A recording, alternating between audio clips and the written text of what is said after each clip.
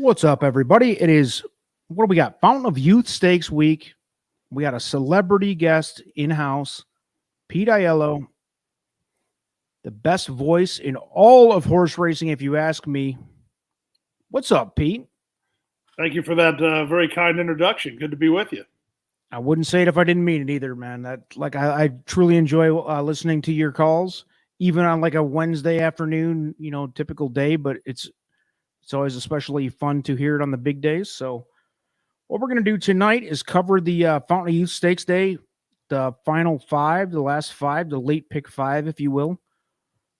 Pick up on race 10 through 14, and we'll do a little picks and analysis on those races. Pete, how's it been going down there this year at Gulfstream Park? No, it's been a good meet. I mean, Pegasus Day was outstanding, and Holy Bull Day was good. I mean, it's just kind of been rapid fire here the last 6 or 7 weeks, just one big day after the other. So I'm looking forward to Saturday. 14 of them, like you said. So the tea and the honey will be in full use. The tea is in use anyway, so just have to make some slight modifications there. But should be good. Should be good. Great races. Interesting races, too, because you have some horses that have come out of the Pegasus Series races that are coming into, the divisional races like the McDermott and you have other horses that are coming out of lower races into those races. So it's part of the handicapping puzzle. It's also part of the morning line puzzle, which for anybody in the live chat, bash away because you got all kinds of shots at me here. I love it. Yeah, thanks for bringing it up. We do have live chat going on. We can make fun of Pete's morning line odds, which I don't honestly. The slideshow I'm going to share here does not have those odds in it. I think I don't know when they were published. Actually, I don't know that they. I mean, I thought they were. So traditionally, Saturday races go final tomorrow morning, so Thursday morning. But I had them done this morning, figuring that maybe they would want to get them out earlier. And frankly, I wanted to get it over with because I didn't want to be making stakes morning lines while I was calling races. As a general rule, I do make the line between races from time to time, but not on big days. So they're done. I have the proof on my computer here. So if anybody's curious or anybody, actually, it'd be fun to play it the other way. You guys not having the line. I totally capped this late pick five without morning line odds, which I think is going to make for a little bit of excitement with the morning line odds because it could get a bit rocky. I mean, there's a couple of them that we're definitely going to be in agreement on that were pretty obvious, but there's definitely some that, I'm sitting there going, and, as I outline here, I'm going to share my screen. Off to the right here, you see my top play. You see Pete's top pick on the top line there. And you see my top play and my best value. And again, not knowing the morning line odds, I don't know if this is a value play or not. According to the way I capped it, I thought the horse might be a horse that's going to get a decent price. And I tried my best to do that without the 12-1 morning line on Dean Delivers. So that qualifies. But, the line's blown out a little bit. It's probably – I have a tendency, just as a philosophical tangent, I have a tendency on I would rather miss – high than miss low. And what I mean by that is I would rather put a horse 8-5 that goes off 3-5 than put a horse 4-5 that goes off 6-5. I don't want to miss low because then what ends up happening there is that the way the math model works out for making the odds, that's when you miss horses. If you miss low or if you miss high, you're probably not missing anybody, or at least that's been my philosophy where, if I'm taking a stand on somebody, I want to make sure that I'm confident they're going to take the money. And in this particular case, you could have made charge at even money, 4-5, 3-5, because he's probably going to be about 2-5. So, I don't envy that job. And I mean, at what point is there a point when you when you're looking at a horse like Charged in this circumstance, or like a Flight Line is a better example, where it's just completely unknown and agreed to thing where a horse is just head and shoulders above? When can you actually throw down like a 3-5 morning line? Because you don't see that very often. Well, and I know that Charged's 4-5 morning line. So you did it. That's what I wasn't sure. It's actually going to make for a good conversation piece for me to learn from you, who makes the morning line odds. I wouldn't know when you take that step and say, all right, because you see it all the time with like a 6-5.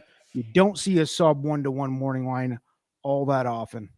Yeah, and one of the reasons for that is it chews up a lot of the points. So by default, you have to have other horses high odds, and I don't like to do that because I've yet to see somebody tweet. Can you believe that horse was 3-1 morning line and he paid $12? Nobody ever tweets it when it's the other way. The only time you ever hear about it is that horse was 12-1 in the morning line and he only paid $9.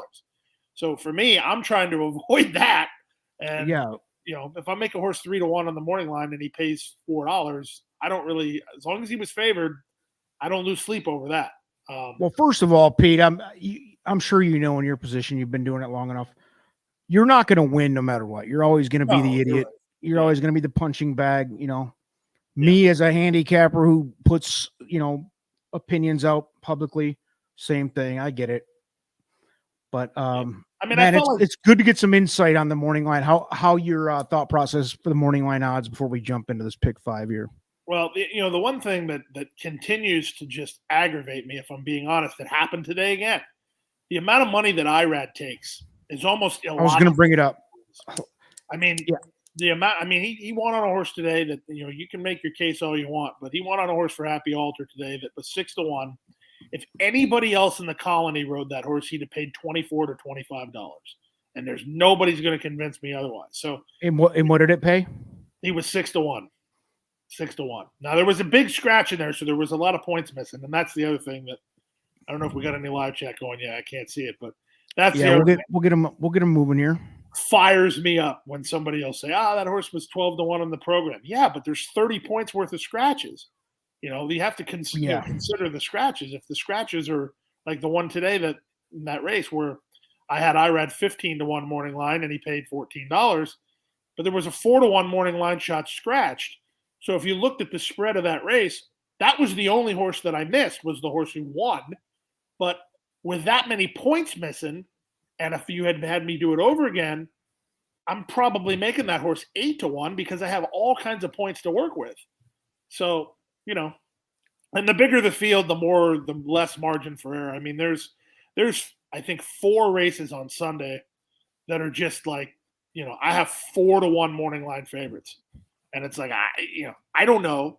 I feel like every one of these horses can take money. So like I told you, I don't want to miss high. I mean, I don't want to miss low. So I'm going to have everybody as tightly grouped as I can. And then that way I can't be accused of missing horses, Well, from my perspective, dude, like when it comes to stuff like this, I just want an honest effort. And I feel like we're getting that out of Pete AIELLO. And I'll never judge you for it. You're never going to win with everybody. When people lose money, they're going to blame whoever's in the way, So, with that said, let's go to the chat a little bit, see who's in here. Marla K's in. Welcome aboard, Marla. She's one of the loyal Trusted Prophets. Been on all the lives. A big fan. Thank you, Marla. 14 races, only 2 races without a Todd Pletcher entry. Yeah, and he is loaded, too. I mean, think about it. He's got Forte, 7-5 on the morning line. Spoiler, that's already been out. Charge It, 4-5 on the morning line. And then Cairo Consort. Now, she's interesting because that race is – a race. That last one, by the way, incredible. What do we do with that? We'll get to that. Yeah, I mean, that's one of those things where it's like visually, she's going to take money. But figure-wise, she's not as big a layover. So then it's like, well, what do you do? And the Gulfstream bettors are so smart. There's so much smart money. It's, again, I think I have her 3-1 morning line, and she could very easily go off 8-5. But if I had her low and then there's some big figure horse that I don't know about, got some big sheet number, and I think there could be a couple of those in those races. So there was a wild dude that last effort stumbled out of the gate. I mean, who could forget it? And then of course I needed the other Pletcher in there, the one that she ran down for my pick 4. That dude, I had a daily double starting with that race. And what she go off at? She was the favorite. Yeah, she was favored. But the other Pletcher was like 14-1. I used them both. So she stumbled out of the gate, and I'm like, I'm done, because I had like $100 daily double on her, and then the next race it was single, and man, when she ran them down, I was like, holy hell! And then I hit the next one, and it was a huge hit for me because the second leg of the daily double was a big hit anyway. But so I loved that. I'll never forget that one. That was a crazy close. Let's see. Sean Nolan, the best in the business. Pete. That's not just me, baby. Listen, especially out of the guys who aren't like in that, you get the historically great announcers like Durkin and, these guys. Out of the guys that are, still heavy in the game and on the young side, dude, you're the best, man. I'm sorry to say it. To be fair, though, SPN is already an award winner for being the nicest guy on social media. Forget about it. Yeah, for sure. For sure. Legend. He's always in on our Thursday night cocktail lounge shows. Sean is an absolute legend. Too nice. If I see you in person, Sean, I'm gonna make you talk shit about somebody. Just to say. I don't know. Horses off Lasix, not interested, do not play. I don't know what they're referencing. Sorry about that. It's an interesting it's an interesting conversation that there are, some of the stakes races we don't allow horses to run on Lasix. So you have horses that have been racing in overnight races with form on Lasix that are coming off. And that, I mean, I'm not quite as strong an opinion as John just posted, but I get what he's saying. Because the form goes out the window if you don't know how they respond to being on Lasix or you don't know what their level of bleeding is. So I have a tendency, I don't know about you, John, but I look for it when they go back on it because then you know what you're going to get, especially if there's a filthy bad race when they were off of it. But that's kind of obvious, but nevertheless.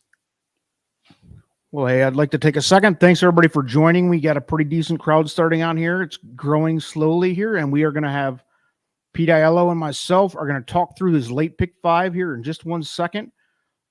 Keith, each and every stride, another loyalist, trust the prophet, stable dual guy. We talk trash all day, every day. Keith, welcome aboard. Let's see. I played the 30-1 morning line that you said was actually 8-1. All right. This sounds inside? Let's go. No, I messed something up. I don't know what I think. I didn't have a chance to explain it on Twitter. I think based on what I was looking at, that when I made the line for that race, I just skipped that horse because I think I hit 30-1 on the 2, thinking it was the 3 who was also 30-1. So when I went and looked at the form this morning, I just happened to look at it because, ironically enough, I got a text from somebody that told me I missed another one in that race, one that I didn't end up missing. But that made me look to make sure that did I miss it or did I not? And then I looked and said, "Oh, whoops! I actually have a typo here." So the horse was supposed to be 8-1 on the morning line. There was a 4-1 scratch in that race, so the 4-1 that he went off probably makes sense. But no, he didn't. He didn't run a jump. One last thing before we jump into this late pick 5, Pete. Wouldn't it be nice for you to sit over every person, on Twitter and stand over their shoulder at their workplace and say, "Hey, you're doing that wrong. You're doing this wrong. What a mistake. You're stupid. That's a typo, blah, blah, blah," and just correct them, the way that they feel obliged to tell you that, point out every mistake. That's just the nature of, social media. So yeah, well, any of us who are in the game, just look right past the idiots. Well, my thing is this. I have a little bit of slightly different philosophy than maybe some other folks. I don't block people on Twitter. My thing is this.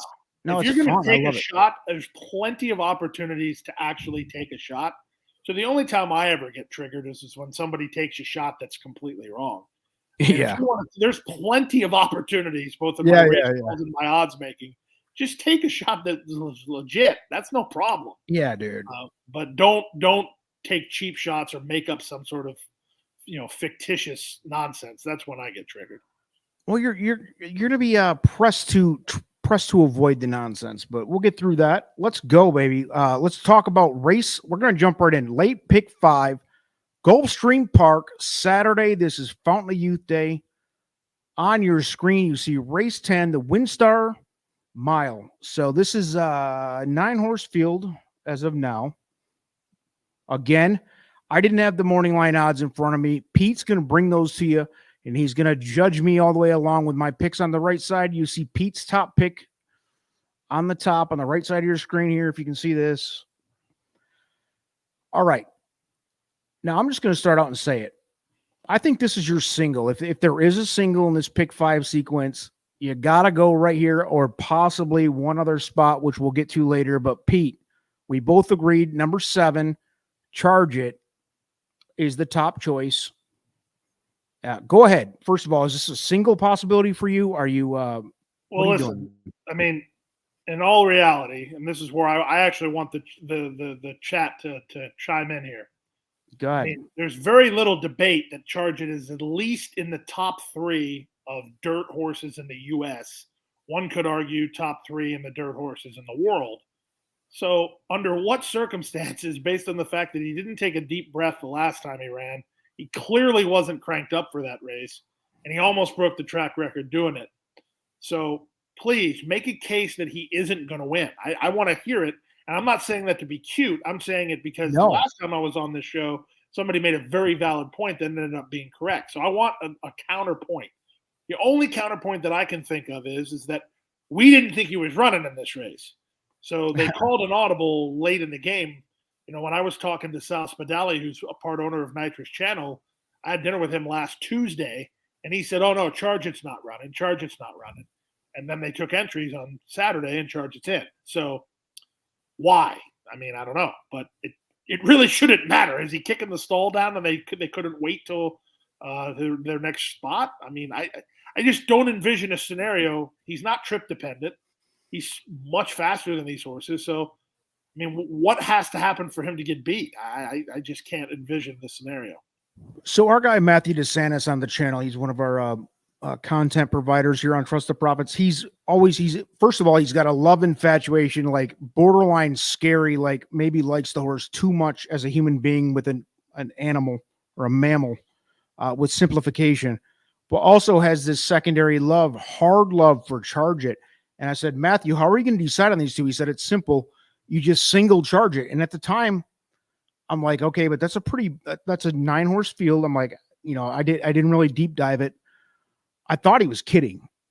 And I started to deep dive the race, and I'm sitting there going, you have to, like, I mean, especially as we get into these next few in this sequence, you have to draw a line somewhere. And this, to me, is the easiest point in the sequence, the 5-race sequence, to draw that single. Maybe you get killed in the first leg. Maybe you don't. If you want to reach, go ahead. But I invite you to try to find a late pick 5 sequence without a single, without spending like $500 by the time we get through these 5 legs. Is this your strongest single? That's the question, I guess. Yeah, I think so. And this isn't earth-shattering analysis. And right, yeah, exactly. Depending on who's trolling us, we could end up with a soundbite for this. But hell yeah, bring it. If you assume that the bettors are going to come just for the IRAD factor, does that not muddy the exactas a little bit, where you can maybe get $10 on a 7-6? Because to me, that's what the race has to run. Because I don't think Nitrous Channel can get a mile. Maybe he can. I can tell you this: if there's an opportunity for him to get a mile, Gulfstream Park's main track on a big day is that opportunity. But for me, I mean, Endorsed has really turned the corner in his last couple of races. I bet heavily on him the last time, and he ran excellent again. So, of course, we have a rider change because Sias is going to Charge It. But to me, it's 7-6. If you're at an OTB, keep punching. When they run out of paper, ask to see the tote man and have them bring some more paper. There you go. I think that race is going to run that way. So there's no sense trying to make cases for anybody else. Ironically, the one horse that I'll bring up outside of those, the best value horse I have here on my plays, Dean Delivers. If you remember, Pete, I know you don't remember this because it's been a full year ago at this point, but I think we did this same show like a year ago, or maybe it was for. No, it was. It might have been for the Holy Bowl. No, it was for this. It was exact same show. And you said Dean Delivers is a serious contender in that race. And I sat there and said, I will jump off the Brooklyn Bridge and kill myself in the icy waters if that horse wins. I sat there and said it. And damn, if that horse didn't come real close to winning. And every time I see Dean Delivers run since, I have to recite that Pete said, that horse is very game. He's very game. And I'm like, nah. I think I actually said Dean Delivers whatever my suicide note was, some smart ass thing. But that horse, I put it underneath as my deeper use. If there is going to be, if Charged has an off day, obviously the 1, 6, and 9 were the horses I saw as underneath. But yeah, this is a single for both of us. It sounds like. Yeah. Put it in the chat, baby. If you're going to fade Charge It for any reason, put it in there. Pete wants to know, what do you I want to know what the scenario is where he gets beat. Marla agrees 100%. 100% Charge It. I'm on there with you. Thrilling picks, Jake. Pete, give a short overview of how a morning line. Yeah, we're going to go through that. We're going to go through that with each race. I asked him a question that I had, which is, how do you differentiate between when you actually drop a morning line below 1-1, which is rare? And he said, would Charge It. That's a good example. I think it's one of those things where the math model comes into effect. I mean, it's next to impossible mathematically, if you're dealing with a 12-horse field, to have a horse even 8-5 is a really big mathematical dedication. You're basically eliminating a couple of points. And if anyone's curious what I'm talking about with points, when you make the morning line, it's not arbitrary. I don't just look and go, all right, 20-1, 8-1, 5-1. No, it has to mathematically make sense. Yeah, it has to add up. At the end of the day, it has to add up to 100% chance of winning. Well, actually, it's higher than that. It's 100 plus the field size, plus the wind takeout, plus or minus 2. So, like at Gulfstream for a 6-horse field, the baseline number is 123. Is it 17% wind takeout plus 6 is 123. So, if you want to have a morning line that's quote balanced, it would be between 121 and 125. Now, not to get too far into the weeds, but a 121 baby. A 121 line would be on the low side. So you're not accounting for all pool possibilities. So what you're saying there is that there are horses that will go off a lower price than what you have them. If you go high, it's the other way around. There are horses that will be on par with or go off a higher price than what you have them, depending on how accurate you are. For me, I never want to go low, because if you go low, you're leaving points on the table. And if you leave points on the table, that's where you're inviting somebody to crush a horse off the morning line. And that's when Twitter goes on fire. My goal is, and the people cannot wait for that. The people cannot wait. Like I said, I've never seen a tweet. Can you believe this horse was 5-2 morning line and paid $4? Nobody's ever going to say that. But man, I'll tell you, if I made that horse 6-1 in the morning line and he paid $4, I'd hear about it. Or the other thing you're never going to hear is, "Wow, Pete nailed that one." Yeah, I didn't agree with Pete when he did it, but man, was he right. You're never going to hear that. It's race calling and making the morning line. There's one thing I feel like they have in common, and so I always liken it to you're the place kicker in the football game. Yes, dude. Because your role is pretty important, and when you nail one from 60, nobody really says anything. But man, you shank one right from 25, and you're hearing about it every time. Yeah, if you nail a 40-yarder at the buzzer, nobody remembers it because you're supposed to. But exactly, no, that's exactly if you missed it. You're Scott Norwood from the Buffalo Bills, circa 1993 or whatever that was. You got jerseys making fun of you for the rest of your life. All right, breaking news. Keith says breaking news. Morning lines here. Yeah, man, this is breaking news, baby. I don't think the public was very aware of the morning lines. I mean, I'm sure some of the more savvy players were, but I wasn't. That's for sure. I'm not a savvy person. So let's move along. We ready to move to the next race? Yeah, I think so. I think we are on Charge It. Let's see. One comment I saw, Jimmy says 7 over the 1 straight exacta.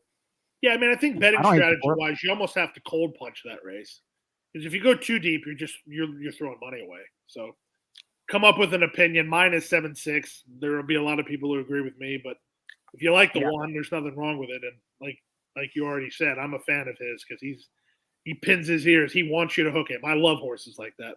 There was one today. Actually, there were 2 today. I've never, ever since we had that talk, because I was, being the smart ass I am, I always find a horse that I can eliminate. And last year, that was my horse, and I think he was like 15-1 morning line or something, and you were high on him, and I was like, I don't see it. And the horse, like you said, he runs up front, and he held his spot, and it was very scary for me because I had committed to my jump off the Brooklyn Bridge and kill myself publicly. I started to book some plane tickets, babe. Yeah. All right. Now to the next race here, which is not so straightforward. That's for sure. We had a 11-horse race, the Honey Fox, Grade 3. This is fillies and mares 4 years and up on turf for a mile. Pete, this one is a wild one for me. Not for me. This is another one where love it. Back to the morning line discussion. So Speak the Devil is 7-5 on the morning line. I have full and supreme confidence that she will be odds on. But mathematically, with a field of 11, I have to disrespect some horses that somebody's going to say has a shot if I go any lower than 7-5. So the thing is that, I don't want to expose myself to us going, oh, what odds are you got that horse at? Why is that horse so high? So I'd rather you crush Speak of the Devil off the morning line of 7-5, and then I make sure I don't have anybody too wildly high. Then is that 7-5? Is that the official morning line? Yes. Okay. I have the proof right here. So I'm dealing on information that you and the viewers don't have. It's 7-5 Speak of the Devil, 7-2 White Frost. Third choice is the Rail Horse Faith and Humanity, and then a very, very rare, but this speaks to my point about math. The fourth choice is 12-1. I almost never. Oh, hell yeah. That is a sexy race. That's a sexy race for the bettors, man, especially if you're not super supremely confident in the 3 or the 4. Yeah. I actually put the 4 on top without knowing the odds. And the 3 and the 4 were very close to me, as well as the 1. I have the 1, 3, 4 as my top 3 as well. That was your top 3 morning line? Yeah. That kind of it makes me feel good about my capping because I did that without the morning line odds, and we're in agreement. And your best value is the 4th choice on the morning line, but 12-1. So you're all over. Your guy's no joke. I mean, I'm not the smartest guy in the room, but I do my homework, believe it or not, folks. So let's see. This is a good question. What is the point of, or what is the purpose of the morning line? To anticipate where the public will end up? Before Pete, I got to add on to that before you answer that because you're the guy doing it. But I kind of feel the same thing, and I do think that what Jake asked there is exactly how I feel. You kind of are trying to.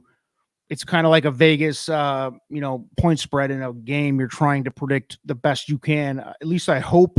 Yep, the honesty is coming from the odds maker to do the best they can to predict it. Is that the approach you're trying to predict in your mind? Yep. Okay.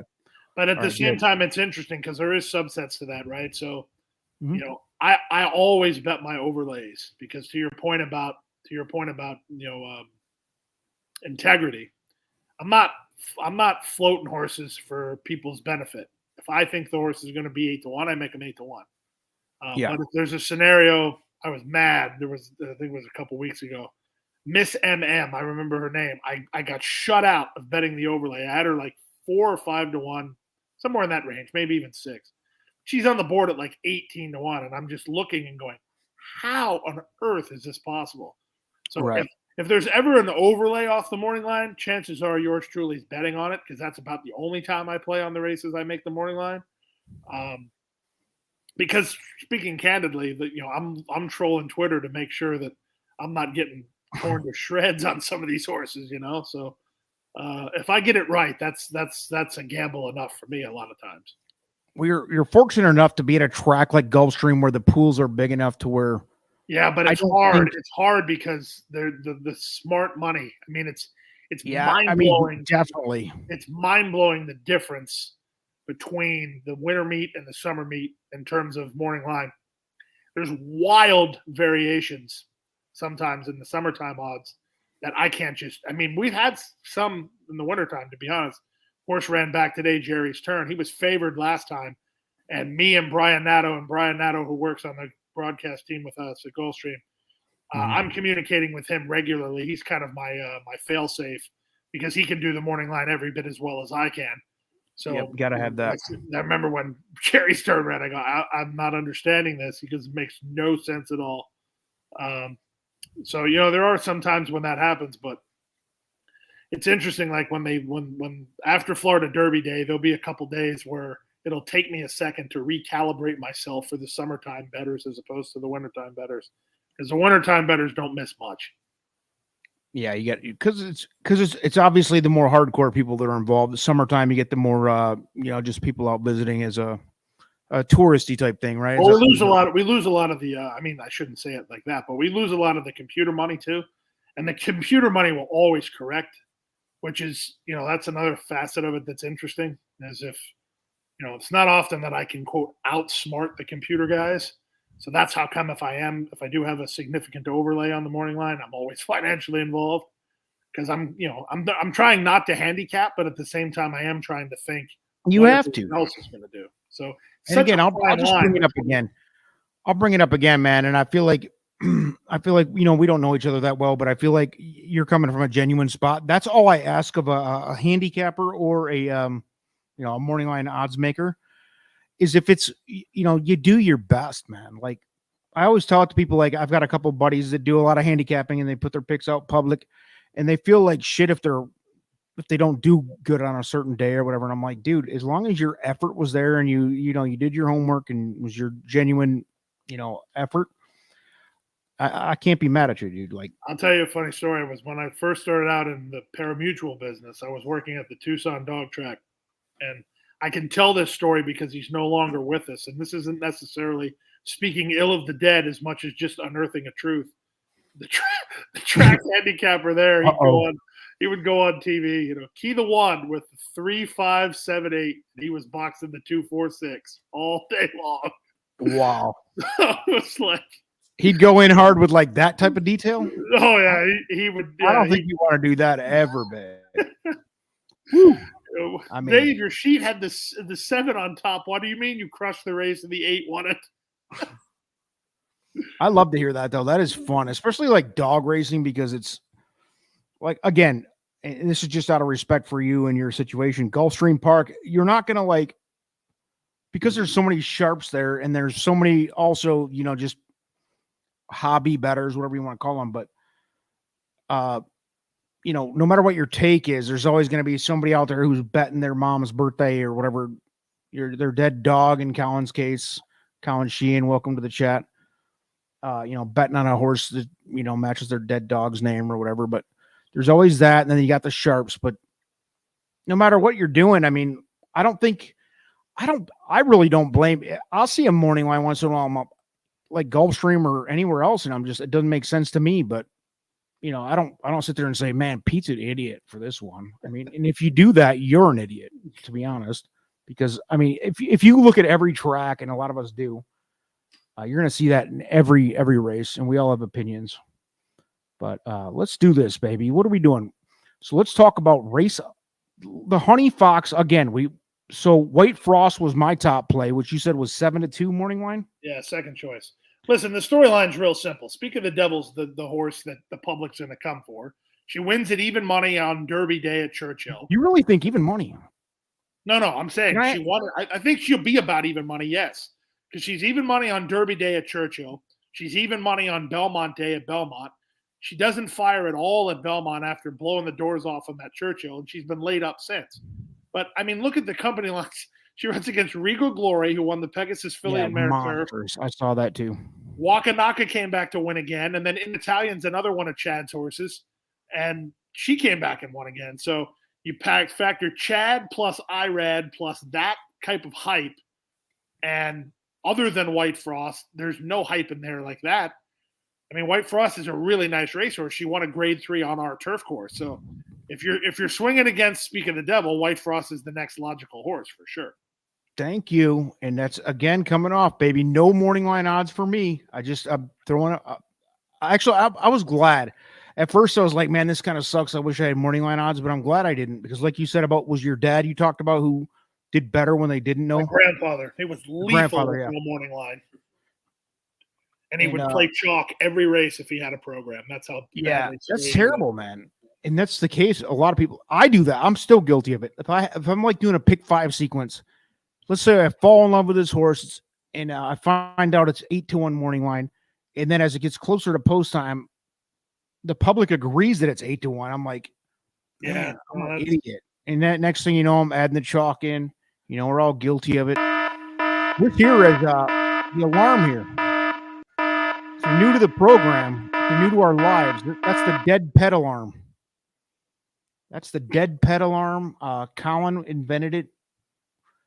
Was it Banjo Bear? Is that a Gulfstream horse? Pete, Banjo Bear, is that a familiar horse? I don't know where that horse runs. Doc's Golden Bear, not Banjo Bear. But Banjo was one of Colin, one of the Trust the Profits regulars and content creators here. He had a dog named Banjo that died. So anytime there's a horse with Banjo in the name, he really likes that horse, regardless of any numbers. So you get the dead pet alarm, and that dead pet alarm there was for Jake, who says sometimes the right name is the thrilling angle. So there you go, Jake. That's your dead pet alarm for tonight. And if anybody else has a some sort of opinion that comes across as your dead aunt's name or your dead pet, whatever, you'll get the alarm. We usually break it out on somebody when they least expect it, but I wanted to throw that out there for Pete because he was not familiar with the dead pet alarm. Mike, big fan of Pete's calls. I said I owe Pete an apology. I said he was crazy to peg Stiletto Boy at 30-1. He was correct. I was very wrong. Yeah, see, I don't mind those type of horses, though. That's fine. If you think a horse that I made a big price on the line that ends up going off a big price, no harm, no foul for either one of us. All right, Pete, we got a big crowd on hand now. The crowd keeps on building. They want to hear it. They are recognizing that we now have morning line odds, which most of the public does not have. Beautiful. It worked out great for us here. Pour out some liquor for Banjo Bear. You're right, Colin. So, bottom line, Pete, in a pick 5 sequence, are you hard on the 3, baby? Are you singling this thing? What are you doing with this? What are you putting underneath? What are we doing? Like we were talking about before we started on the show, if this thing chalks out, which it could very well chalk out, do you really want to spend money on it chalking out? So, I don't know. I mean, I think Charge It has to win. And I think if Speak of the Devil fires the race she fired at Churchill, she has to win. But I can see a case being made for White Frost. I can see a case being made for Faith in Humanity. Truthfully speaking, I can't see a case being made for anybody else to win the race. So then from a pick 5 standpoint, what's your strategy? You're going to go A onto ABC?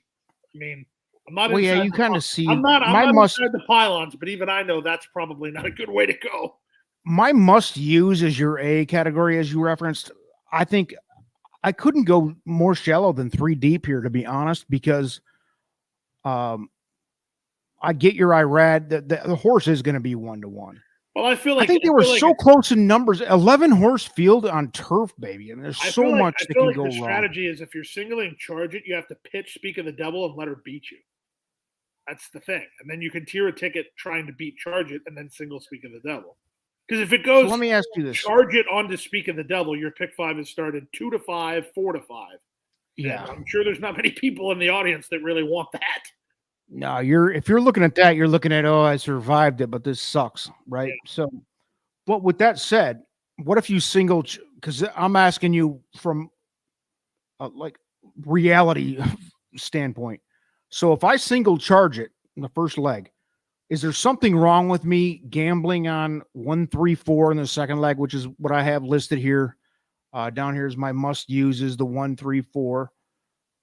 I guess it depends on even if it chalks out. I'm not on suicide watch there because I did single those. I survived the first 2 legs.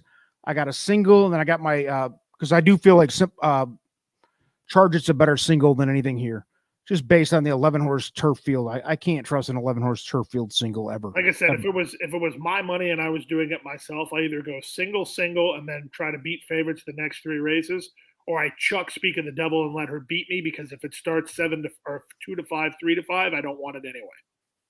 So it's one of those things where I can think that Speak of the Devil is much the best horse and think she's a terrible gamble relative to what I'm doing.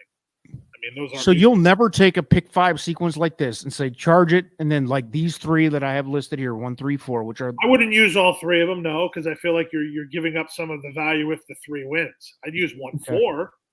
But what if you catch it 30-1 later? Well, I guess what I'm saying, we haven't got there yet. If you're chucking the favorites in the next 3 legs, then you could do that. Like, do you think Forte? All right, I'm learning, baby. I'm asking because I'm learning. I'm learning for the people. Do you think Forte has to win? I think I'm going to play a pick 5 2 different ways, and one of them is going to include Forte singled, and one isn't. Okay. And one's going to fade him with like three different horses underneath, but we'll get to that. But yeah, I think the only lock single for me is charge it, and if he, if we get beat there, we get beat. It's over. It's over in the first leg, and maybe you can run back to pick 4, whatever you're going to do, but. All right, so throw it in the chat, guys. We don't even know what is anybody have an opinion? We got 50 plus people in the chat. And that's just YouTube. There's a lot more people on Twitter and Facebook live. Talk to us, baby. What are you doing? What do you want to know? Saturday is going to be an awesome day. Sean, Pete's out here stressing out. It's busiest time of year for him right now through Florida Derby. I love all the big days. Oh, have fun. No, not really. Yeah, real fun. Yeah, you're on suicide watch, baby. I'm sure. You're not put me up in the hospitality tent with you. I'm sure you just have the time of your life. You're gonna be drinking beers with me, right? Yeah, exactly. Whew. What's up, Flypaper now? That's a local celebrity. If you're not familiar with him, just a wild Midwest absolute legend in the handicapping game. We'll get into that another time. Yeah. So here we go. Are we ready to move to the 3rd leg? Yeah, let's go ahead. We can always go back if anyone needs to do. Absolutely. 3rd leg, Davona Dale, grade 2. We're talking fillies 3 years old, 1 mile. All right. Now so here. Must use here. 357. Morning line favorite. I cannot wait to hear. I love Pete reading my picks and tell me where I went wrong. So first of all, Pete's top pick, number 5, undervalued asset. Another Irad. Are you jumping on this, Pete? I'm going to accuse you. I'm just going to go ahead and get dirty. I think you're just an Irad slappy. Nah, I don't think so. Here's the deal with this, right? I think I wish I had. I promise you, I'm not a chalk player by nature. Anyone who knows my please, dude. Sometimes you have to be. You just got to go hard. If you're betting chalk, you got to go harder. That's it. But I feel like of the 2, Red Carpet Ready and Undervalued Asset, they come out of the same race. They both ran phenomenal. I feel like Undervalued Asset has more upside, but I also figure that on the fact that she's the second choice, depending on what the price difference is between Red Carpet Ready and Undervalued Asset, you can kind of go accordingly. You have the 7 as your 3rd choice, so you should move her into your value column because she's 12-1 on the morning line. Links. Nice. Yeah, I didn't know. I would have liked to have known that, but I'm glad I didn't. Looking back, can I toss something out to the chat because this is one of those races I got aggravated. Go ahead. Well, Leave No Trace. She's 3rd in the Frizette. She's a grade 1 winner, and she's 2nd in the Breeders' Cup Juvenile Fillies. She's got to be 3rd choice based on that resume, right? Even though the fact that you have other horses like Atomically and Infinite Diamond who have bigger figures. Is there anybody who has a problem with that logic? Because that was my thing. I recognize that even Darth Vader has an 85 buyer, and Atomically's buyered in the 80s twice. And Leave No Trace is never buyered in the 80s, but she's also a grade 1 winner and 2nd in the Breeders' Cup. So that should count for something, right? I just want to make sure I'm not like crazy here. No, I'll be honest, dude. Like Atomically, like what'd you come up with for morning line for Atomically? 8-1. Okay. I think that's super fair. First of all, like, because I reluctantly put that in my deeper tickets. I don't think Atomically is a factor. I don't either, to be honest with you. I think it's a factor underneath, but not to win. And I struggle with that a little bit today, putting this slide together. And I wish I had known the morning line. And yeah, I don't think Atomically has a real shot. I think the 10 does. So wildly here in the third leg, I think we are pretty much kind of in lockstep here, except that I think Red Carpet Ready is almost singleable. And what was the morning line on Red Carpet Ready for you? 2-1 Red Carpet Ready, and then 3-1 on Undervalued Asset. Okay. So logic was I didn't want to have too big a spread between the two of them because you got the Irad factor on Undervalued Assets. No, I think you're right. I think. But I mean, Red Carpet Ready just beat her, and she did it first start off the shelf, so she has to be favored. I mean, that's one of those things. If you want to make Undervalued Asset favored, go ahead, but you're never going to convince me that I'm supposed to know that ahead of time. So yeah, if I had to redo this slide because it was done a few hours ago, the must use definitely is 3-5, right? I mean, toss him in a hat. Oh, don't take the bomb out of there now. Come on, man. Well, I'm not. I'm saying, what is the sevens morning line? 12-1. Hell yeah. Of course. Yeah. And I think the horse has an outside shot. It showed the speed figures that are competitive. Probably a bit of a reach, but hey, that's what we're doing here, baby. You're going to get some reaches, huh? You got to reach, especially if you're going to go single, like Pete's saying here. Coming with all the confidence in the world, 11-horse field turf race. He's going to single the 3-horse last race. I don't see it, but hey, I'm either singling or I'm throwing her out. That's my strategy. I don't hate you. I mean, you're right. Good strategy. So to the people, who do we like in race 12? This is the third leg, and I think this is the second hardest of the 5. So yeah, bring more questions, baby. Pete's here. I mean, how often do we have a morning line odds maker, a guy who lives this stuff day in and day out, not to mention a legendary. And I was talking to somebody today about you, Pete, and I said this for real, and I meant it. This guy is going to be the guy when the legends, the older guy, the older generation of guys that are like, in their 60s or whatever, retire. You're going to be Breeders' Cup and Kentucky Derby guy. That's where you're going to be at. Somebody really save that sound bite so you can say "told you so." I'm serious. I mean it. I wouldn't say that. I don't kiss anybody's ass, dude. Like, I for real mean that, because like the way you call stuff, you call it loose. I like how you call it loose. Sometimes you say some shit that's a little bit off the board. I like it. I mean, I think people like it. When you say something that's a little bit off the board, people react, and it's always good, man. So keep that up. Just keep doing what you're doing. We love it. I appreciate it. All right, Marla, red carpet ride, 100%. I 100% agree with that. I don't know. I'm questioning the single, but I mean, where's everybody at on that one? Here you go for Pete. Here's the thing, right? I just saw the question about that. The styles are way different. Paco. Well, I'm sure he's saying that based on the drama between the two. Right. I love Paco as a person. I think he's hilarious because he's one of the most laissez-faire human beings in real life I've ever met in my life. I don't think I've ever seen him upset about anything, including when he had that altercation that everybody saw. Hell yeah. Paco's style is to let the horse do it and stay out of their way. Irad is more help the horse with what he needs to do. So I think it's just a stylistic difference. Dude. What do you like? There are people that love Paco and there's people that love Irad, and I think it's all horse specific. If it's let me just ask you this point blank, Pete. Irad's the best rider in the world, right? I mean, love him or hate him. I mean, it's kind of. I still think that's hard to argue. He does get the mounts, but I mean, he's definitely. One of, but I don't know that there's a huge delineation between, the top 5 riders in the world or the top 3 riders in the country or the top 3, 10 riders in the world. I think at that point it comes down to horse flesh. I mean, these guys are all making very sound decisions on a regular basis, and certainly their strength can't be discounted either. So I'm back to the original question. I, as a gambler, I've always been this way. I always will be this way. I like aggression. I know that may not be a popular statement at the moment, and I'm not saying it in terms of the. You have to, baby. Any kind of racing, man. Come on. I just I like guys that help them to the wire. So that's and that doesn't mean with a whip. I mean, Irad, Gaffleon, Zayas, they all are so good with their hands that they can not carry a whip and be as effective as everybody, as other guys. So yeah, to your point, you mentioned like, is he the best or the top 5 or 10?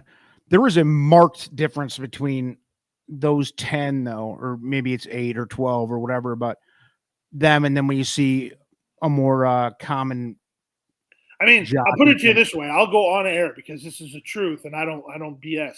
My favorite rider in North America that I literally tune in, even if I'm not gambling, just to watch him ride. It doesn't even ride at Gulfstream. Deshaun Parker. No, I do love Deshaun Parker. I love Deshaun Parker for a reason, but my favorite guy to watch ride, just because I feel like I'm in his head when he's making the decisions, is Pablo Morales. And especially if he's riding on the grass, it's just a thing of beauty to watch him ride, because you can watch him think through what he does on every horse. And maybe I'm biased in the sense that I get to watch a guy like that ride, whereas if I'm calling races, I really don't have the luxury of being able to emotionally invest in what one person's doing, because I have to worry about everybody else. But it's just, I genuinely enjoy. I have Tampa on all day just to watch some of his rides, especially on the grass, and he knows that. So I text him routinely. Another masterful ride, but love that insight, man. So, true or false? My fat ass could have won on Flightline in the Breeders' Cup Classic. I think that's the question that the public needs to hear right now. I think that he's so. I go slightly over $2 bills. I'm fat. I'm old. Could I have held on to that thing for that thing? Well, I don't know if you could have hold on to him, but I don't think he needed your help. If that's what you're saying, right? I think that's it. I want to have no skill necessary to your point about how the mount's just as important as whatever. But it's strange because I always, like, even as a young fan before I was fortunate enough to work in the industry, I always wanted to necessarily root against greatness. I'm still that way. Like, no Tom Brady's for me, no Peyton Manning's for me, no Aaron Rodgers for me. Well, you're a Panthers fan. That says a lot about you. But I'm saying though, like the general argument of who's the GOAT, right? I've always been a contrarian about that.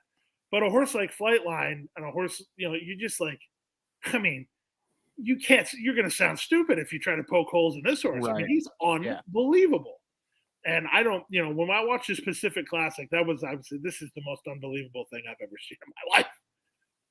That's awesome, man. I love to see that type of history. We saw so much cool stuff in 2022 with Rich Strike too. Love or hate that performance. I was 100% on the Rich Strike storyline, if nothing else. And it kind of, heartbreaker for a lot of people. But what's up, Razor? How are we doing tonight? We got a lot of people in the room. We're moving slowly through this because we're enjoying that Pete AIELLO's here, folks, from Gulfstream, the voice of Gulfstream Park, and one of the best, truly. The Shakeup is in the chat. This guy's a legend on the day. If you're the daytime handicapper, man, I've tuned into your show. Great job, entertaining. This guy puts his feelings on the line. He's yelling and screaming when he loses. Well, he puts something down that hasn't been touched on yet, but that has historical basis as far as a general rule. The big days at Gulfstream, speed favoring inside is, as a general rule, historically speaking, the way to go. So, is this on turf and dirt, or is this? No, primarily the dirt. The dirt. Okay. I don't know how you make a bias on the grass. Yeah, I don't think you can do that. I think there are biases. Yeah, not at Gulfstream. It's not man-made. Not at Gulfstream, anyway. That is so. All right, let's go. Can you give us some thoughts on the top half of the card? Some interesting races. Because we're covering the late pick 5 here. Is there anything interesting that sticks out, or you want to talk about any storylines going on there? Again, I don't want to just sit here and preach favorites all day. I just want to say that from a fan of the game's perspective, I'm very interested to see how up to the mark runs in the third race, because his last race, that was such a power move around the turn, and he just looked like he never got out of second gear, and it was his first start on the grass. So from a hypes perspective, there's some real nice horses in there. I'm not saying he has to win by any stretch of the imagination, but horses that I'm excited to call on Saturday, he's definitely at the top of the list, believe it or not, because I think he could be really something good. You got some good quality maiden races. The fourth race, I have no idea who's live as far as the first timers go. They paid $1,000,001 for the son of Justify for Size and Pletcher. So by default, I had him favored on the morning line. There's a interesting race is the fifth race. I think that's a value race. I think the favorites are, I don't want to say they're phony, but I think that you can make a case for just about everybody in that race. And then the, what is it race? It's the sixth race, I hate this race. The very one. I always have to ask Larry Comas. He told me the secret to calling that where you don't sound like a fool. I think what I say is they're off in the 42nd running of the very one, or whatever running it is. Holy hell. You have to say the very one. So but I love that race, unlike nothing better than having to like the extra thought process of wording things in the correct order when you're already like, reacting to things that are happening all around you. Exactly right.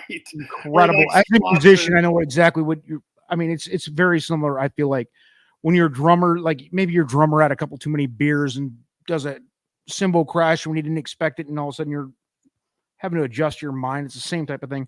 Now you're asking somebody to say a stakes race name with a stupid wording or whatever. Like I can't imagine the pressure. Like, so again, mad respect at Pete's ability to always sound natural, man. That's the biggest thing. It's hard to pull that off and actually sound.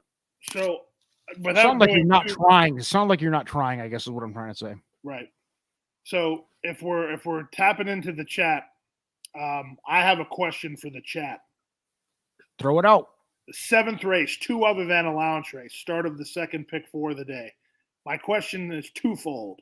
How heavy a favorite is White Abario going to be, and who you got? Because do you think race 7? You said, right? Yeah, race 7. White Abario was Safi, baby. That's my guy. I love Safi. Florida Derby winner from last year, just comes out of the Pegasus, back into reality. The big show, White Abario, who's kind of had a roller coaster of a career so far, right? I mean, that's the intriguing part of it, right? I mean, there's which White Abario do we see show up? Does it? I guess the better question is, does that matter? Does he win anyway, or is there a horse that's sitting on a big race at a price? Here's one for you, Pete. Does he have the winning pick 6 ticket for me to win $1 million at golf from Razor Sharp Picks? I'm sure if he did, he would just hand it right to you right here publicly, so that several others could join in. Razor, I'm sure that comes a little bit tongue-in-cheek from our guy Razor, but yeah, I'm sure if he did, he's going to single it all for a dime. Well, pick 6 is must go on Sunday, by the way. If anyone didn't get that memo. The pick 6 must go on Sunday. And we're going to be sending it all in on Sunday, baby. Let's go. So let's see here. Pete, why can't Jose Morelos get any mounts? He will in the summertime. To be honest with you, it's interesting how we have perspective. I actually think he's getting a lot of business as compared to some of the other guys. He'll do real well in the summertime, though. I mean, he's pretty well respected by the South American contingent, and there's quite a few of those guys. So he's Panamanian, by the way. I do know that. So I'm not allowed to have nicknames, but Panamanian Playboy was on my mind a few different times. You can do it here on Trust the Profits, baby. You can speak your mind. And listen, are you fluent in Spanish? No, I can understand most of it, though. I worked too many years in Hialeah and was cursed out by too many angry gamblers to not understand most of it. Yeah, I was going to say, living in Miami area like that, like you got to be at least able to understand. I'm in the same boat. I can't speak fluently, but I can hear probably 80% of it. So that's always a fun ride to go down when the Spanish speaking contingent doesn't know that you can understand them. It's fun. All right, moving along. For the first time, Jimmy's going to bet White Abario. I'm sorry you missed out. I got lucky and hammered him in the Florida Derby last year for a nice little piece. And again, roller coaster ride here. But Pete? What's the morning line? I was just going to ask. I want someone else to answer that first. Yes, answer that. What Jimmy, should it be? You're betting on him. What is this morning line? What do you want to get on him? What should the morning line be on White Abario? Put it in the chat, please. Pete's curious. I'm curious.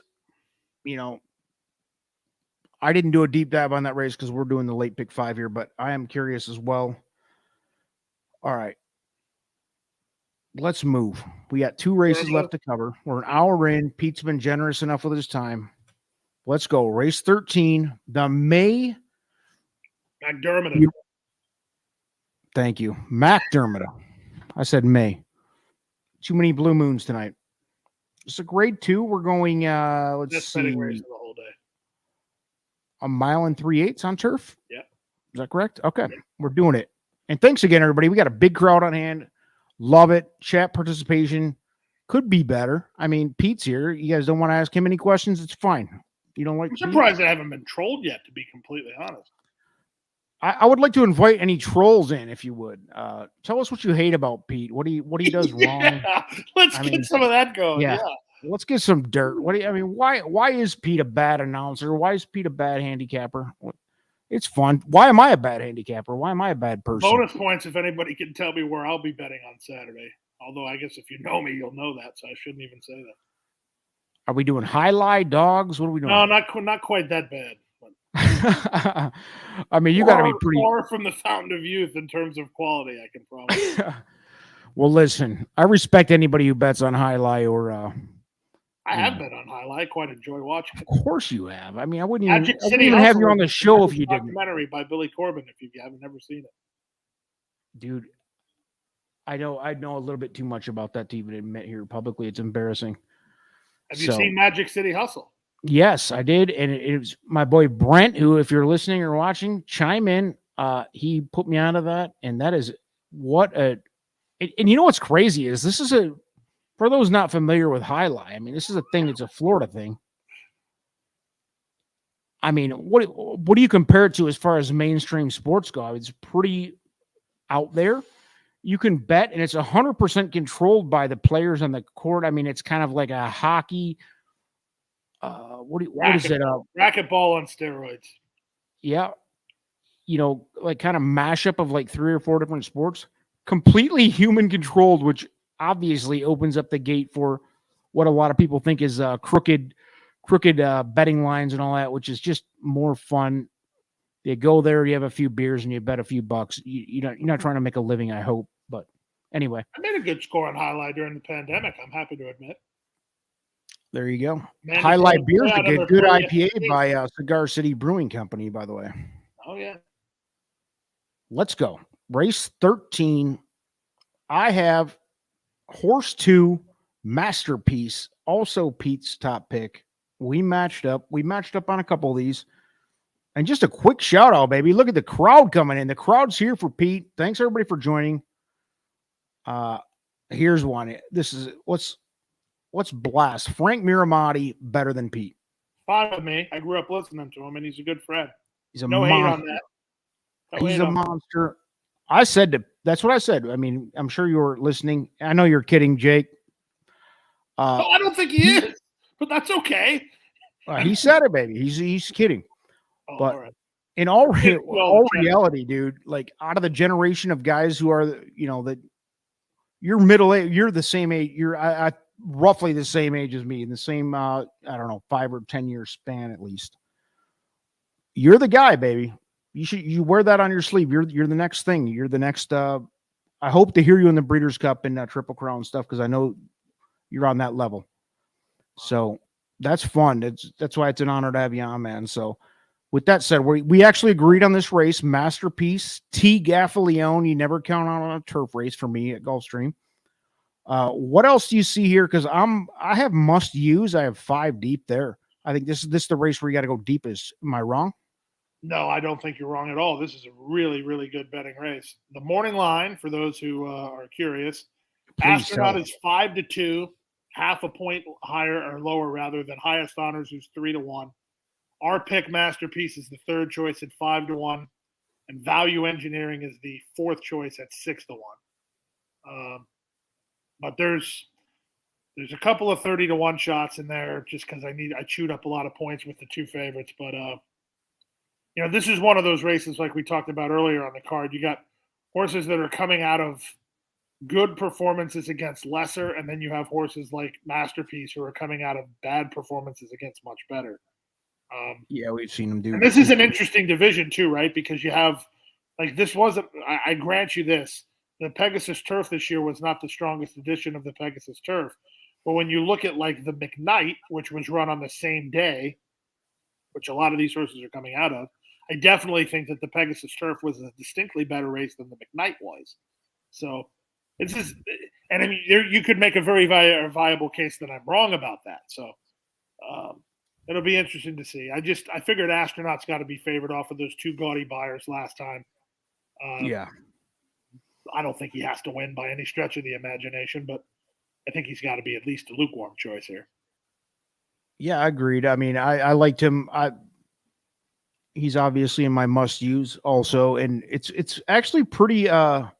It feels pretty good to know that all of my plays here kind of line up with your morning line without knowing them ahead of time, because it just kind of justifies my thought process is at least on par with somebody of your familiarity with these horses at Gulfstream. So I will say one thing I want to put on the record. I don't know that he can win the race, but I hope Marwad draws in, because I think Marwad's got a lot of talent. I don't know if he's got grade 2 McDermott level talent, but I sure would like to see him try. So I think you broke up a little bit. Were you saying the 13, right? Yeah, the 13. What's your morning line odds on the 13? Probably a little too low, to be honest with you, because I don't factor the also eligibles in when I do the math. But I have Marwan 10-1. I have him 10-1 in the morning line. He probably will be a bigger price than that, but I think so too. He's there's a lot of big names in there. He's really talented. So out of my must use horses, if you are building a pick 5, do you agree with those 5, or do you feel like there's a big? No, I have no problem with any of them. Is there anybody missing that is a must use for you? I mean, or are you pretty much in agreement? Because I mean, especially if you're talking about single, and I was even last race talking about a possible single. I mean, if you really wanted to play it as a chalk out possibility, this is the race where it's not going to be chalk. I mean, what do you do with a bond? I mean, that's the only question. What do you do with a bond? He's not the same horse. He's not the same horse he was the last. I didn't even put him in. He's also a complete lunatic, so there's that also. Getting him to the gate is always a challenge for our outrider. Yeah. But he'd probably be in front. So if there's one that you quote missed, which I don't think you did, that's got to be the one. Awesome, man. So listen, we have a huge crowd on, baby. We're breaking new grounds here. Maybe not that far, but we got a big crowd. We got 60 plus people on the YouTube live. We got more people on Twitter live, more on Facebook live. I can't do all the math. It's too much. But listen, thank you all for supporting us.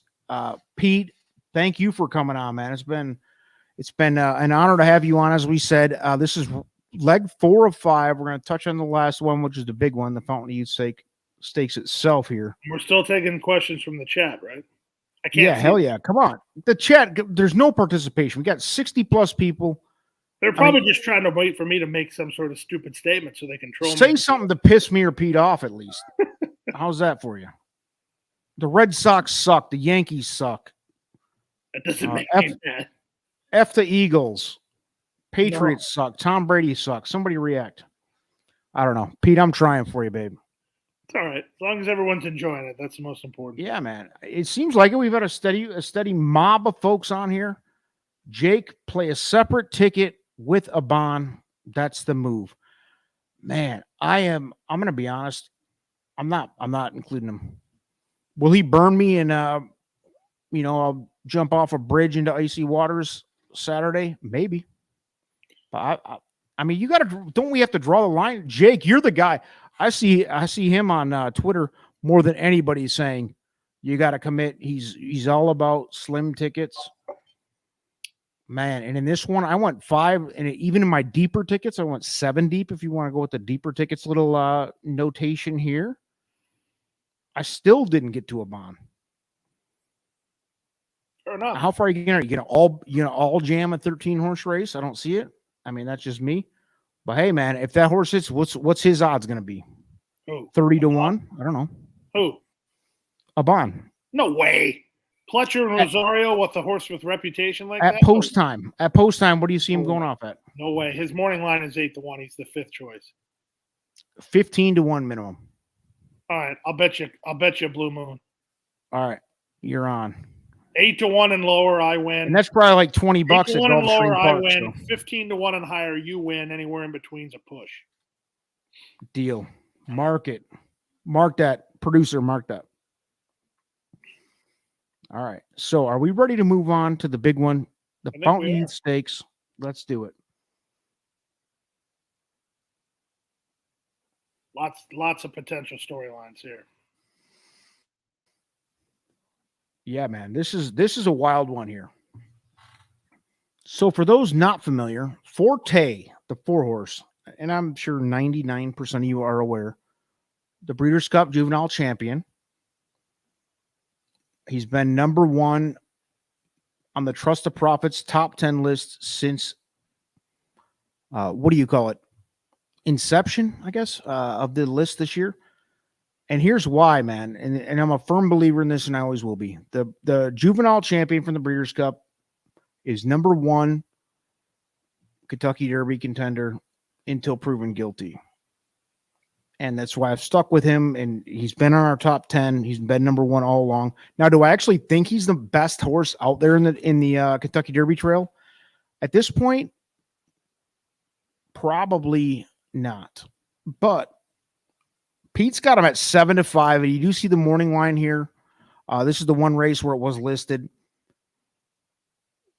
Is this a single? I am not super comfy on Forte here, baby, but I can't blame you if you think this horse comes out and buries the field. I wouldn't be shocked either, right? I mean, what are we doing here, Pete? What do we think? What's Forte going to do? I really don't know, but for me, you're going to take a short number on a horse who's making his first start as a 3-year-old. First start off of a 4.5-month layoff. Huge, yeah. No.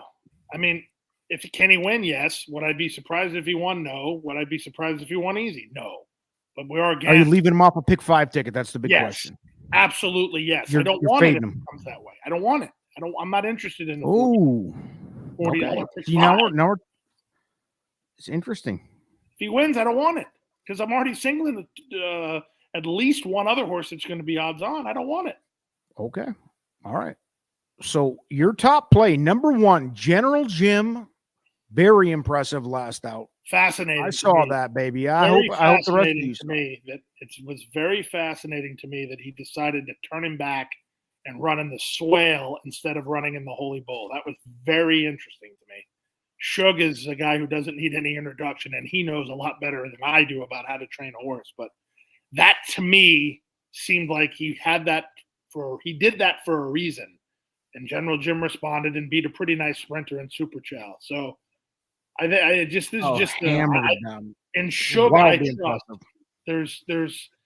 he was a reason he was in the swale as a springboard to this race. So to me, he's sitting on a big race. He had a ton of trouble. What's the reason? Put it into layman's terms, black and white. Why? Why what? Why is he in here?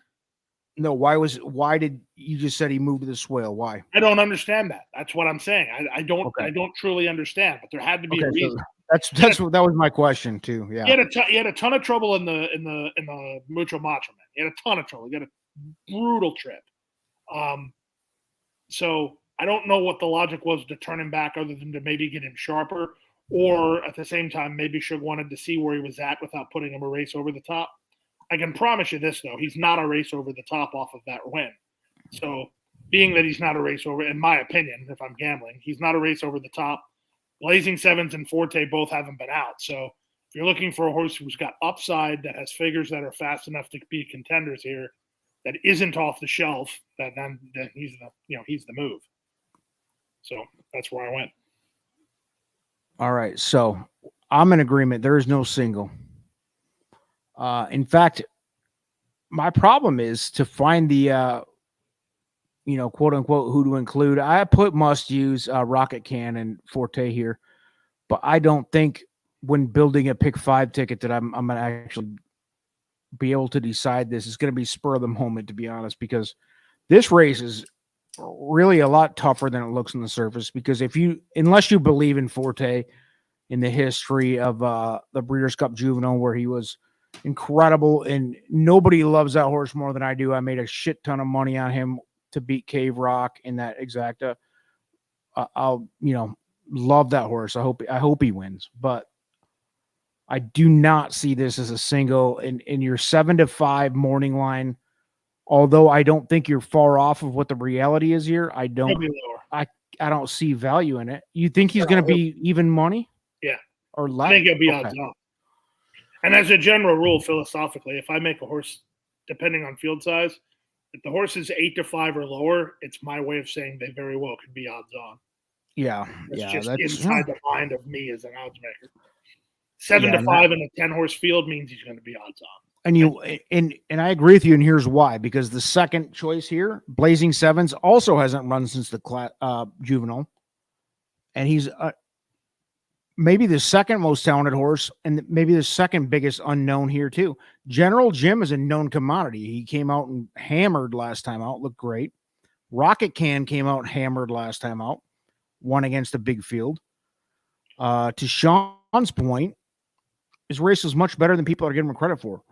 Professional effort, agreed, 100%. Different, Well, so if Sean's right, then I need to say something. If Sean's right, then you almost have to, if you're using Rocket Can, to me, you almost have to use Shadow Dragon, because in the post-race interview after Rocket Can won the Holy Bull, Bill Mott was legitimately shocked at how well Shadow Dragon ran. And I feel like he thinks that horse is a lot farther along now than he was going into that race. And that horse is going to be a giant number. So for me, dude, Shadow Dragon, I'm serious. And there goes the shakeup. Legacy Isle can't go that far. I'm sorry. I don't. I'm not that. Me mentioning that comment was for Shadow Dragon, ladies and gentlemen. And I hate to move the needle, because the Profits channel moves the needle on these odds. And of course, I'm being slightly sarcastic, but Shadow Dragon is. I mean, are you going to leave him off of a try, like an underneath play? I mean, dude, that horse was wildly impressive. He's got Jose, the 12-1 morning line, and I think he's going to drift to 20. You're going to get him at 20-1.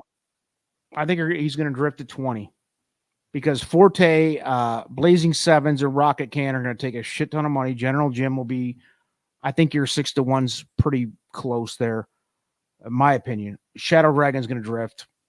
The other 5 horses there are all going to drift, because there's about 5 horses here that are going to take the Mage. I mean, is there anybody else? Rocket Can's the bomb threat, right? No, I'm sorry, Shadow Dragon. I mean, yeah, that's the bomb threat, right? Cyclone Mischief. If you can excuse his last race, that's. You're just saying in terms of bombs. Yeah, I don't. He's 6. Yeah, because going into that last race where he bombed out. Well, he's people 6 were to on 5 top in of the the Holy world. Bull. He's 6 to 5 in the Holy Bull. Yeah, dude. On the jump. He wins 2 starts ago and beats Litigate, who came back to run in the Sam Davis. So if people were carving a bust of Cyclone Mischief out before the Holy Bull. I mean, just carving. I'm just saying, if you can get a horse that was good enough to be 6 to 5 in the Holy Bull that ran, are you going to throw away a whole life for one bad thing? Right. I don't know. I mean, to me, yes. I can't fit him in here, but I mean, people were literally bowing at the grave. Yeah, but they do that all the time with Dale Roman's horses, though. As everybody on Twitter jokes. Let's be honest. I think that's the real reason why people are running from Cyclone Mischief, is the Dale Romans connection. He doesn't normally show up on the big days, does he? Jimmy said he had Shadow Dragon for a place show last out. You did very well then. You did very well. Yeah, Mott was surprised in the interview. That wouldn't surprise me, Mike. I wouldn't surprise me. But if he runs, I mean, it just, the whole thing is strange. Everything about General Jim is strange to me. I mean, he has proven turf form. They decide to run him in the Mucho Macho Man. He gets a terrible trip. Logically, you would run back in the Holy Bull. You don't run back in the Holy Bull. but it's not because of the spacing of the races, because you run back on the same day and then you cut him back only to stretch him out again. I mean, Suge's a really good horseman, so there's a plan here, and I'm just going to trust that his plan is going to work. Yeah, he's probably a little more knowledgeable than either of us. This is just a plan. Like, there's too many things that are odd about this that, you know. What if he goes out there and wins this thing, though? I mean, it's clearly he can win the race. That's what I'm saying. Yeah, he can. I agree. I feel like he's trying to make sure he doesn't get the horse too sharp too soon and get him a race over the top. That's just my opinion. He's a tactful old guy, that Suge. I love it. What are we doing here? So let's talk, Pete, real quick. We'll get you out of here. I know you got a busy week. We covered the whole that alarm for the dead pets. In about 15 minutes, there's going to be an alarm, but it's going to be much more aggravating alarm because it's going to be the teacher has to get up tomorrow. And my better half's going to come running in here and shut off her computer since I am using her computer. I get it. I'm in the same boat. It's been a long day here too, man. So I really appreciate your time, Pete. I hope to see you in a couple weeks for the Florida Derby. 4 weeks, 3 weeks, whatever that is. We'll be down. I'd like to say hello. Me and Matthew from our we can settle up on our Blue Moon bet. I don't drink Blue Moon, but if I owe you, I'll buy it. Well, I'll buy you whatever beer you want. I'm sure it's $37 at Gulfstream Park, which just a shot of Fireball will be fine for me. All right, we'll do that. We'll take care of you, but I think you're going to owe me. What was the bet again? It was 15-1 on 15-1 or higher, you win. 8-1 or lower on a bond. 8-1 or lower, I win. And between I'm on, yeah. Between 8 and 15 is a push. Producer, mark that. Yeah, we got you, baby. I'll buy you a drink either way. How's that? I don't even want your patronage. You've done me the favor of coming on a couple times, and it's very much appreciated. So, any last words, Pete, before we sign off? Any last questions? Yeah, that's what I was. Let's go. I don't want to leave anybody wanting. Shout out to your wife, the teacher. Amen, brother. She's great at it too. I never in my life was upset about not going to school, and every year she has students that cry at Christmas because they can't see her for 2 weeks. Oh, dude, I've got 2 daughters. I've got 2 daughters, and to see the way that they love and react and respect some of their teachers, it is an unsung hero type thing. And I don't want to get mushy and all that stuff, but damn, dude, like it's a rewarding thing, and unfortunately not a financially redeeming career path for many, but so that's unfair. But hey, a lot of they mold our kids, our future. So I'll get off my high horse with that whole thing, but mad respect right at it. So all right, Pete, big bet of the day, babe. Big bet of the day. Biggest bet of the day for you. You got $1,000 in your pocket. You got to rifle it. Go.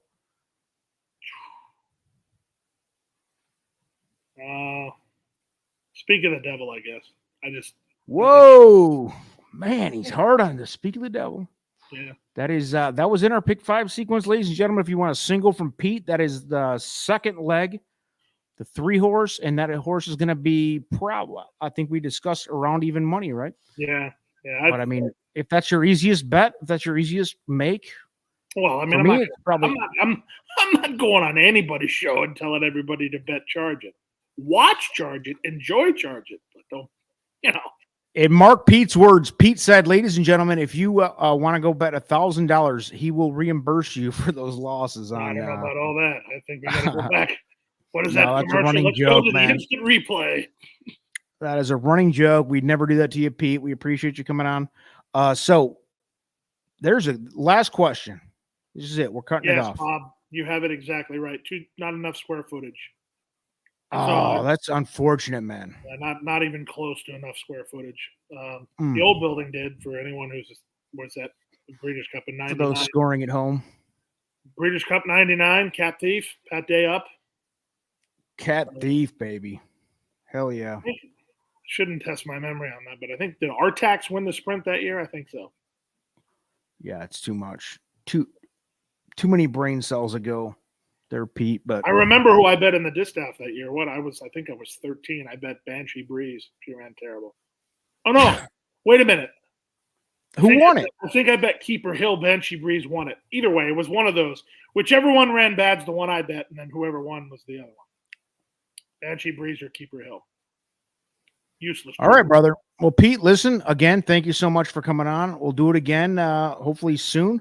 Maybe even that week leading up to the Florida Derby if you're not too busy, which I'm sure you are. But, thanks for giving us. Early like I did the Fountain Youth because I knew I could make this date. I don't want to have to cancel on you. I hate to do that. Well, maybe we do a 10-minute quick hitter or something, but we'll do it. Appreciate your time, buddy. All right. Any last words, man? May all your photo finishes be winning ones. Sorry, Todd Schrupp. All right, buddy. Thanks everybody for watching. Tune in. We got a ton of content coming up, especially for the Fountain of Youth at Gulfstream. So please support everybody. And thanks. Please subscribe to the channel, all that good stuff. Thanks, Pete, again. And we'll check you out later. Peace.